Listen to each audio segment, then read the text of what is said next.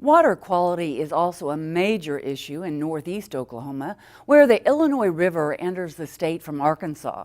Former State Attorney General Drew Edmondson filed a lawsuit against the poultry industry nearly a decade ago, claiming chicken waste was polluting the river with phosphorus.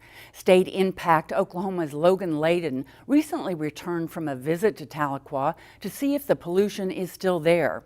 He spoke with ONR's Dick Pryor about the river as it is today. Logan, just a few days ago, you went to the Illinois River to check out the water quality. What did you find? It was very clear, and from the sources that I talked to out there, it has been improving for the last several years. In fact, they were telling me if you go back to the mid-'80s, it was pretty murky and they had big algae problems. It's not so bad now. Not to say that there's no pollution in the Illinois River, but there has been improvement over the recent years. When you checked out the watershed a couple of years ago, though, it was not in very good shape.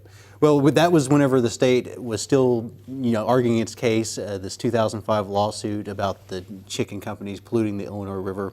And while even then there had been improvements, I had gone there to talk to folks about a tax credit that was actually helping move some of this manure out of the watershed. So even then we were seeing some improvement, but it's been really, over the last 2 or 3 years that it's really accelerated. So what has caused the improvement over that period of time? Well, it's interesting because the battle to make sure that the Illinois River stays clean is like 30 years old and even goes beyond that.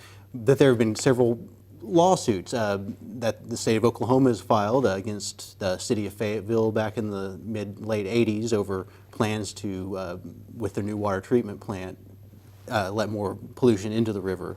Later, whenever the chicken companies started to it started to be noticed that they were having problems too, that they were also part of this cause once they did more scientific studies. Lawsuits started coming toward them as well.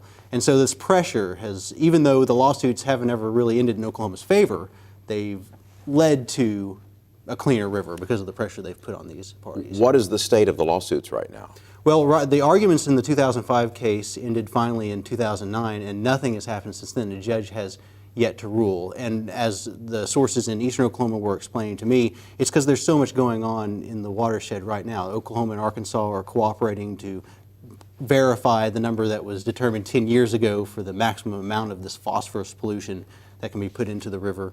And while that's going on, if he made a judgment for Oklahoma and put a moratorium on polluting the river, it would kind of muck up all the other negotiations that are going on. One of the issues concerned discharge from the Fayetteville water treatment plant. What's Fayetteville done to fix things? So the pressure that was put on them, this lawsuit that Oklahoma filed went all the way to the U.S. Supreme Court, and the ruling was in 1992.